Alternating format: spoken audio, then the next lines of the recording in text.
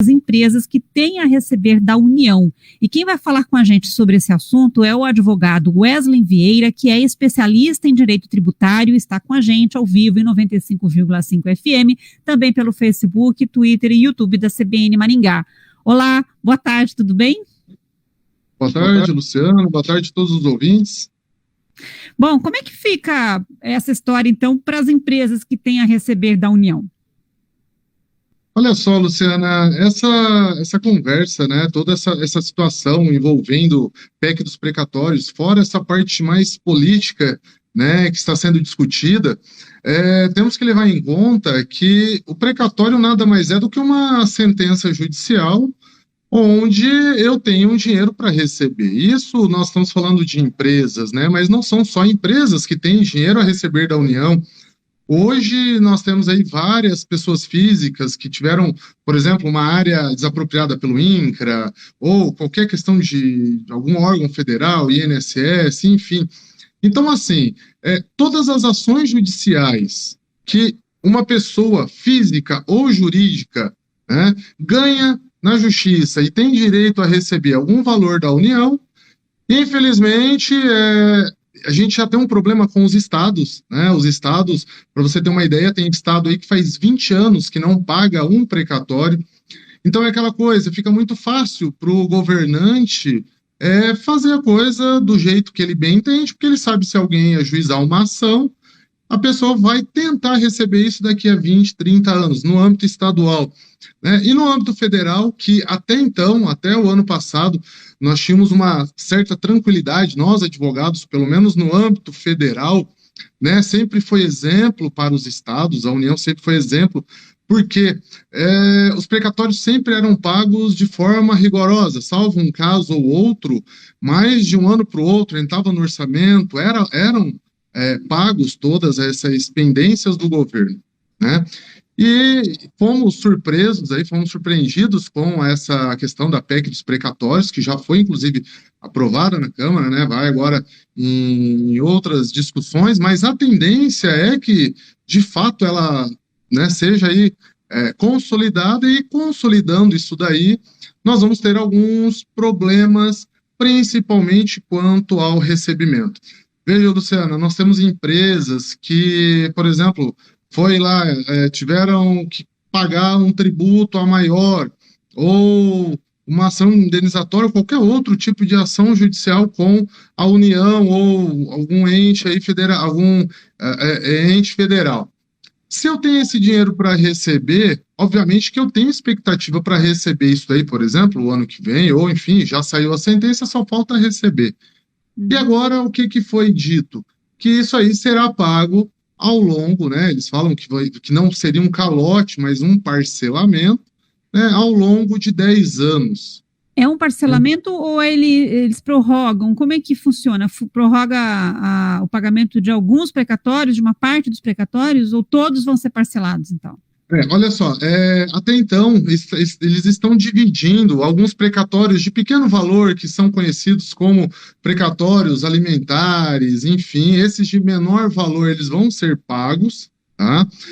Agora o problema são de maior valor, que entra aí, por exemplo, nós temos uma questão dentro da Justiça Federal que acima de 60 salários mínimos, ele é precatório mesmo, não é lá uma requisição de pequeno valor. Então, todos esses valores não seria necessariamente um calote, né? Mas sim um parcelamento. Tá? É um parcelamento que a União está propondo, né? No qual seriam pagos aí em 10 anos. Né? A dificuldade, Luciana, da maioria dos empresários entenderem essa situação, acho que, indo aí no âmbito político um pouquinho, está justamente na utilização desses recursos. Veja só, eu estou dando um parcelamento, eu estou obrigando a todos que têm dinheiro a receber da União, né? Eu estou falando, eu vou pagar em 10 vezes, vocês têm que fazer dessa forma, têm que receber dessa forma, porque eu tenho muita coisa muito mais importante para fazer. E daí, quando nós vamos ver esse mais importante, que entenderia-se, sim, pandemia ou algo nesse sentido, ou até mesmo né, o argumento lá do antigo Bolsa Família, que vai ser um novo sistema, né, que agora é o Auxílio Brasil.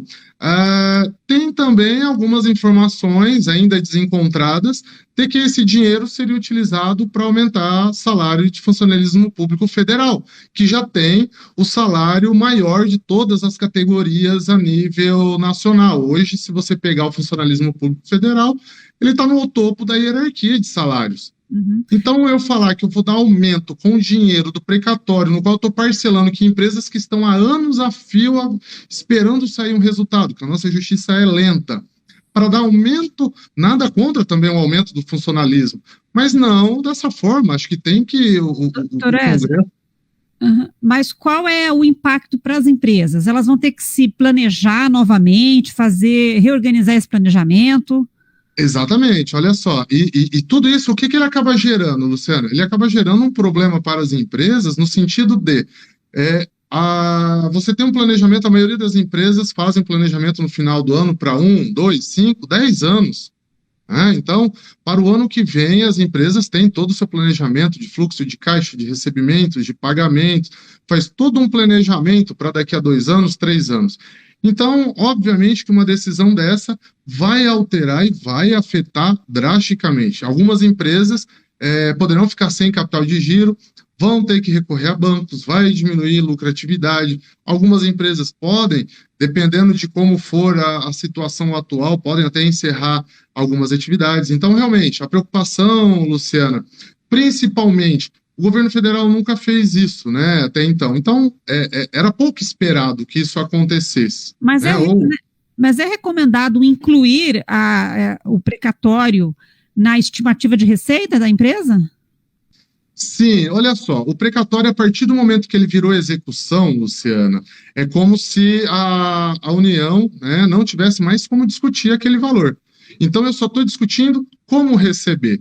Então, a partir do momento que eu ganhei, não tem mais discussão, não cabe mais recurso, uma determinada ação judicial, eu já tenho aquele crédito pronto. Então, normalmente o advogado já passa para a empresa qual seria a data que ele iria receber aquele precatório, em regra. Olha, o ano que vem, juntamente com o orçamento desse ano, se for entrar até junho desse ano, né? Então, tem toda uma expectativa de recebimento. Então, isso daí os empresários já utilizam no seu planejamento estratégico a curto e até a longo prazo. Então, de fato, altera, sim, bastante a situação das empresas no quesito financeiro. E agora, então, as empresas estão em compasso de espera para saber como é que vai ficar. Exatamente, Luciana. Na verdade, a maioria das empresas já está aí, vamos dizer, já sabendo que as chances de serem aprovadas vão ser que vai muito grande, né, de finalizar aí com a aprovação. Então, as empresas hoje elas estão já buscando alternativas para isso. Então, a partir do momento que tínhamos lá uma possibilidade de entrada de recurso esse ano ou ano que vem, as empresas já estão refazendo aí os seus planejamentos, né, verificando aonde pode buscar recursos para manter a atividade, já que existia essa expectativa e que era, assim, muito certa. Realmente era uma expectativa muito certa. Sabemos que estamos em ano de pandemia, né, e agora uma nova variante, então tem tudo aí para trazer uma certa insegurança ao empresariado. Se não bastasse tantas inseguranças, né, mas essa agora. É realmente um baque, né? Doutor Wesley, muito obrigada, hein, pela entrevista, pelos esclarecimentos. Uma ótima tarde. Boa tarde, Luciano. Boa tarde a todos e um grande abraço a todo mundo.